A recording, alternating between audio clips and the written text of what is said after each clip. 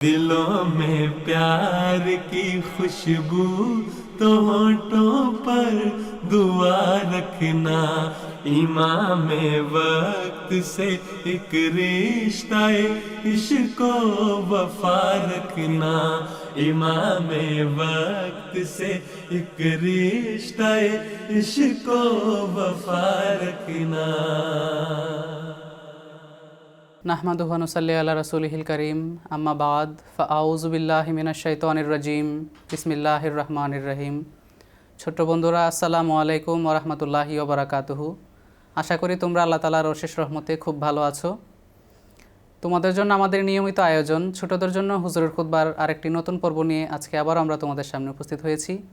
তোমাদের তো জানাই আছে, হুজুর আয়াদাহুল্লাহ তাআলা বেনাসরিল আজিজের সাম্প্রতিক জুমার খুতবাকে একটু সহজভাবে উপস্থাপন করাই হলো এই অনুষ্ঠানের মূল লক্ষ্য ও উদ্দেশ্য।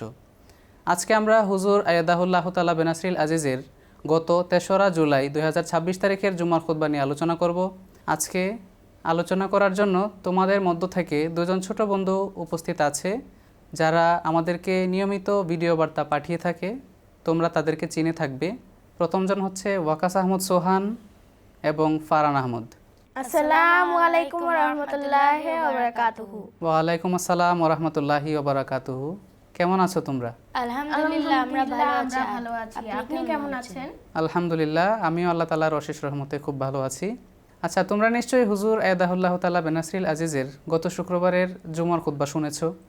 জি ওস্তাদ জি। আচ্ছা, তোমরা কি হুজুরের খুতবার মূল বিষয়বস্তু বলতে পারবে? জি ওস্তাদ জি। আচ্ছা, ফারহান বলো তো, হুজুর কি বিষয়ে খুতবা দিয়েছেন? গত সপ্তাহের ধারাবাহিকতা এই সপ্তাহ হুজুর আয়াদাল্লাহ তাআলা বেনাসরিল আজিজ ইমাম মাহদী আলাইহিস সালামের উদারতা এবং দানশীলতা সম্পর্কে খুতবা প্রদান করেন। একদম ঠিক বলেছো, জাযাকাল্লাহ।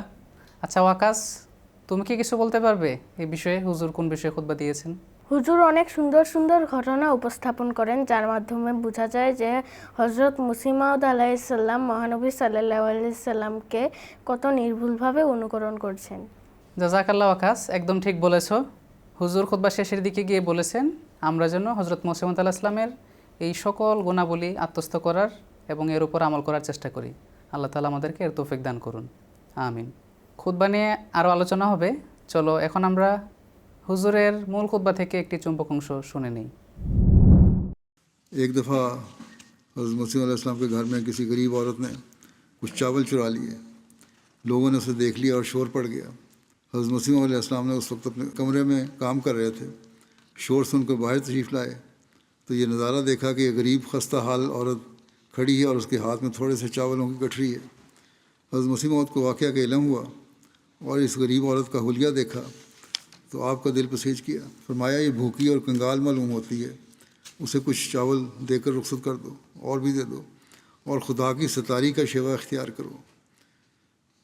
हज़रत मिर्ज़ा बशीर अहमद साहब ये वाक़या बयान करके लिखते हैं कि इस वाक़या पर कोई जल्दबाज शख्स कह सकता है कि ये बात चोरी पर दुलेरी पैदा करने वाली है, कि एक चोर है उसको आप दुलेर बना रहे हैं। मगर दाना लोग समझते हैं, अक्लमंद समझता है कि जब माल खुद हज़रत मसीह मौद का अपना था और लेने वाली औरत एक भूखों मरती कंगाल औरत थी, तो ये चोरी पर इयानत नहीं बल्कि हकीकतन इताम मिस्कीन में दाखिल है। हदीसों से साबित है कि हज़रत सल्लल्लाहु अलैहि वसल्लम ने भी ऐसे हालात में, जबकि चोरी करने वाला बहुत गरीब हो और इंतहाई भूख की हालत में कोई खाने की चीज़ उठा ले, तो उसे सारक नहीं गर्दाना बल्कि चश्मपोशी से काम लिए। ये हैं अपने आका की कामिल इत्तबा के नमूने। अल्लाहुम्मा सल्ली अला मुहम्मदिन व अला अब्दिकिल मसीहिल मऊद व बारिक वसल्लम। আচ্ছা, হুজুর কিন্তু অনেক সুন্দর সুন্দর ঈমান উদ্দীপক ঘটনা খুতবায় শুনিয়েছেন। এর মধ্য থেকে তোমাদের কি কোনো ভালো লেগেছে কোনো ঘটনা? জি ওস্তাদ জি। আচ্ছা, ফারহান কি কোনো ভালো লাগা ঘটনা শোনাতে পারবে? জি উস্তাদ জি। শোনাও। হজরত শেখ ইয়াকুব আলী সাহেব বর্ণনা করেন, ভারতে যখন প্লেগ ছড়িয়ে পড়ে, হযরত মুসিহ মাউদ আলাইহিস সালাম আল্লাহর আদেশে একটি ঔষধ তৈরি করেন। তারপর তিনি তা মানুষের মাঝে বিতরণ শুরু করেন এবং তিনি এই ঔষধের জন্য কোনো কিছু নিতেন না। একদম ঠিক বলেছো, জাযাকাল্লাহ। হযরত মসিহ মাউদ আলাইহিস সালাতু ওয়াস সালামের সত্যতার নিদর্শন স্বরূপ এই প্লেগের প্রাদুর্ভাব ঘটেছিল। হযরত মসিহ মাউদ আলাইহিস সালামকে আল্লাহ তাআলা ইলহামের মাধ্যমে জানিয়েছিলেন যে ইন্নী উহাফিজু কুল্লা মান ফিদ্দার, অর্থাৎ যারা হজরত মসিহ মাউদ আলাইহিস সালামের চার দেয়ালের মধ্যে থাকবে, অর্থাৎ যারা ওনার প্রকৃত শিক্ষার উপর আমল করবে, ওনার নির্দেশাবলীর উপর আমল করবে, আল্লাহ তাআলা তাদেরকে হেফাজত করবেন। এটা ওনার সত্যতার নিদর্শন স্বরূপ একটা ঐশী শাস্তি ছিল। হজরত মসিহ মাউদ আলাইহিস সালাম কিন্তু এখানে ঔষধ নাও বানাতে পারতেন, মানুষকে নাও দিতে পারতেন, কেননা এটা ওনার সত্যতার স্বরূপ ছিল। আর যদি প্লেগের প্রাদুর্ভাব না ঘটতো তাহলে হজরত মসিহ মাউদ আলাইহিস সালামের সত্যতা প্রমাণিত হতো না। কিন্তু তারপরও আল্লাহ তাআলার পক্ষ থেকে যারা আসেন তারা মানুষের সব সময় ভালো চান, সব সময় চান যেন তারা ধ্বংস না হয়। এই বিষয়টার কারণেই হজরত মসিহ মাউদ আলাইহিস সালাম ঔষধ বানিয়েছিলেন আর অনেক খরচ করে বানিয়েছিলেন। হজরত মসিহ মাউদ আলাইহিস সালাম চাইলে কিন্তু এটার অনেক বেশি মূল্য নিতে পারতেন, গ্রহণ করতে পারতেন, কিন্তু মসিহ মাউদ আলাইহিস সালাম কোনো মূল্য গ্রহণ করেন নাই, বিনামূল্যে মানুষকে দিয়েছেন। হজরত মসিহ মাউদ আলাইহিস সালাম শুধু আশপাশের মানুষকেই দেন নাই, রেজিস্টার্ড পার্সেলেও নিজ খরচে যারা বাহিরে থাকতো, যারা চাইতো তাদেরকেও দিয়েছেন। এমনকি হজরত মসিহ মাউদ আলাইহিস সালামের যারা শত্রু ছিল, অর্থাৎ যারা ওনার বিরোধিতা করত, তাদেরকেও উনি দিয়েছেন। এর মাধ্যমে হজরত মসিহ মাউদ আলাইহিস সালামের যে মহান নৈতিক গুণের বিষয় এবং ওনার যে উন্নত আদর্শের বিষয়, এই বিষয়গুলো বিশেষভাবে ফুটে ওঠে। হজরত মসিহ মাউদ আলাইহিস সালাম ওষুধ দিয়েছেন এই কারণে নয় যে আল্লাহ তাআলা এটাকে টলিয়ে দিবেন, এটা দিয়েছিলেন যেন মানুষের ক্ষতি কম হয়, এই ঐশী শাস্তিতে যেন বেশি মানুষের ক্ষতি না হয়। তারপরও হজরত মসিহ মাউদ আলাইহিস সালাম এই ওষুধ দিয়েছিলেন। তো এর মাধ্যমে আমরা বুঝতে পারলাম যে আল্লাহ তাআলার পক্ষ থেকে যারা আসেন তারা তাদের জাতির প্রতি বা মানুষের প্রতি কতটা অনুগ্রহশীল হয়ে থাকেন। তোমরা কি বিষয়টা বুঝতে পেরেছো? জি ওস্তাদ জি। ঠিক আছে। আচ্ছা ওয়াকাস, তোমার কি কোনো ঘটনা ভালো লেগেছে? জি ওস্তাদ জি। আচ্ছা আমাদেরকে শোনাতে পারবে তাহলে? হজরত মসিহ মাউদ আলাইহিস সালামের ছোট্ট একটি কোরআন শরীফ ছিল। এর লেখা অনেক স্পষ্ট ছিল এবং এটি ওনার অনেক পছন্দও ছিল, কিন্তু এক ব্যক্তি ওই কোরআন শরীফটি চায় এবং তিনি তা নির্দ্বিধায় দিয়ে দেন যেন তার চাওয়াটা প্রত্যাখ্যিত না হয়। একদম ঠিক বলেছো, জাযাকাল্লাহ। কোরআন শরীফে আল্লাহ তাআলা বলেছেন যে নিজের সবচেয়ে প্রিয় জিনিস কুরবানি করাই হলো প্রকৃত নেকি। হজরত মসিহ মাউদ আলাইহিস সালাম যেহেতু আল্লাহ তাআলার পক্ষ থেকে জগতে এসেছেন আমাদের সংশোধনার্থে, আমাদেরকে ধর্মীয় বিষয়াদি প্রকৃতভাবে শেখানোর জন্য, সঠিকভাবে শেখানোর জন্য, এই কারণে হজরত মসিহ মাউদ আলাইহিস সালাম এসে ব্যক্তিগত আমলের মাধ্যমে আমাদেরকে শিখিয়েছেন যে কিভাবে প্রকৃত নেকি অর্জন করতে হয়, নিজের সবচেয়ে পছন্দের জিনিস কুরবানি করার মাধ্যমে, কাউকে দেওয়ার মাধ্যমে। আমরা যখন আমাদের নিজেদের সবচেয়ে প্রিয় জিনিস আল্লাহর রাস্তায় কুরবানি করব তখনই নেকি অর্জিত হবে আর এর মাধ্যমে আল্লাহ তাআলার সন্তুষ্টি আমরা অর্জন করতে পারবো। কোরআন শরীফ অত্যন্ত মহামূল্যবান একটি জিনিস। কোরআন শরীফ কিন্তু কেউ কাউকে দিতে চায় না। তুমি যে কোরআন শরীফটি পড়ো বা আমি যে কোরআন শরীফ পড়ি, আমাকে যদি কেউ এসে বলে যে আমি আপনাকে অনেক বেশি মূল্য দিব, আপনার কোরআন শরীফটি দিয়ে দেন, তাহলে কিন্তু আমি দিব না। কারণ সব জিনিস দেওয়া যায়, কিন্তু কিছু জিনিস আছে যেটা মন কখনো দিতে চায় না, এটার সাথে আত্মার একটা সম্পর্ক থাকে। কিন্তু মসিহ মাউদ আলাইহিস সালাম সেই কোরআন শরীফটি বারবার পড়তেন, ওনার অনেক পছন্দর ছিল যেভাবে তুমি বললে, কিন্তু তারপর উনি দিয়ে দিয়েছেন। এর মাধ্যমে উনি শিখিয়েছেন যে কেউ যদি চায় আর আমাদের যদি সুযোগ হয়, আমাদের সবচেয়ে পছন্দের জিনিস আত্মোৎসর্গ করার মাধ্যমে আল্লাহ তাআলার সন্তুষ্টি অর্জন করার সুযোগ হয়, তাহলে আমরা যেন সেই সুযোগ কখনো হাতছাড়া না করি। অনুষ্ঠানের এ পর্যায়ে আমরা তোমাদের পাঠানো ভিডিও বার্তাগুলো শুনে নিই। শুক্রবারে খুতবায় হুজুর বলেছেন হযরত মসিহ মাউদ আলাইহিস সালামের কাছেও যদি তার শত্রুরা সাহায্য চাইতো তিনি সাথে সাথে তাদেরকে সাহায্য করতেন। হুজুর এ সপ্তাহের খুতবায় বলেছেন হযরত মসিহ মাউদ আলাইহিস সালামের দানশীলতা ছিল মুক্ত ঝড়ে বৃষ্টির মতো।